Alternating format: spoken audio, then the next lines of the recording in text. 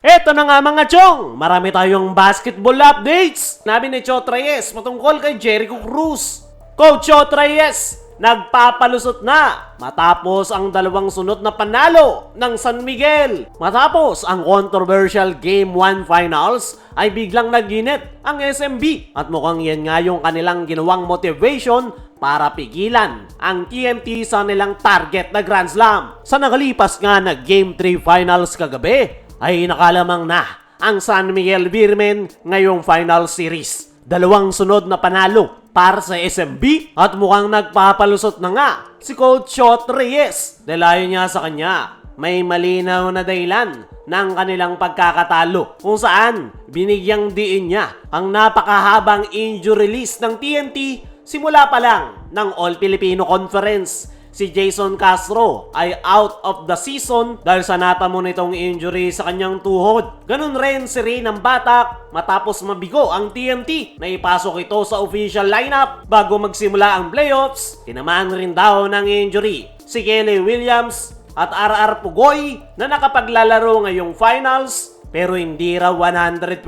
healthy. At ang pinaka-latest nga raw sa kanilang injured list ay etong si Poy Eram na natapsilog ang paa noong Game 2. Ayon pa kay Chot Reyes ay hindi nga raw nabuo yung kanilang lineup buong All-Filipino Conference at napakahirap nga raw manalo sa isang super team gaya ng San Miguel Beermen lalo na't kulang-kulang raw yung kanyang mga players. Wala nga raw silang may pang-match up kay Junmar Fajardo kundi si Kelly Williams lang na hindi raw healthy. Pero valid point nga ba yung mga sinasabi na yan ni Chot Reyes o isa lang yang palutsot? Maraming netizens at PBA fans nga ang hindi kumbinsido. Sabi ng ilan, palusot lang yan ni Coach Chot. Hindi lang injuries ang problema, kundi coaching decision, substitution pattern at game plan ay questionable rin. Dahil binuenas yung TNT noong Game 1 sa kanilang outside shooting pero noong Game 2 at Game 3 hindi nga nagpapapasok yung kanilang mga outside shots pero pilit pa rin nilang dinadaan sa 3-point shooting. May mga nagsasabi pa na mas lumakas raw ang TNT dahil nakuha nila si Jordan Heading. Ang pinakamatindi pa nga mga chong ay mayroong mga nagsasabi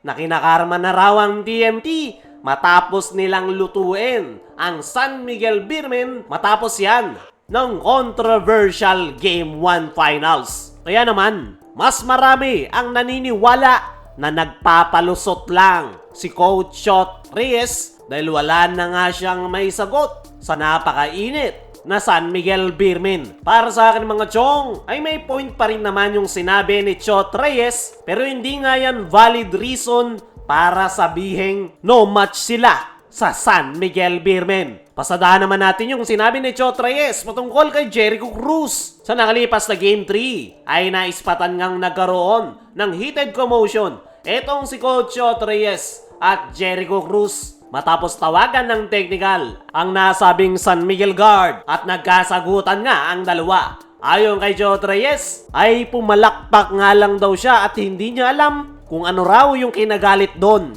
ni Jericho Cruz. Sinugod nga daw siya nito dahil sa kanyang ginawa. Dagdag pa ni Chot Reyes, hindi niya nga raw kinausap si Jericho Cruz. Pumalakpak nga lang daw siya dahil alam niya na matay-technical ito at makakakuha sila ng free throw. Para sa akin mga chong, hindi lang basta-basta palakpak yung ginawa ni Chot Reyes. Sarcastic clap nga yung kanyang ginawa at lahat naman ay alam kung ano ang meaning niyan. Kaya mga chong, ano ang masasabi nyo sa sinabi ni Chot Reyes kay Jericho Cruz? At nagpapalusot na nga ba si Chot Reyes matapos silang dominahin ng San Miguel? I-comment mo lang dyan sa ibaba.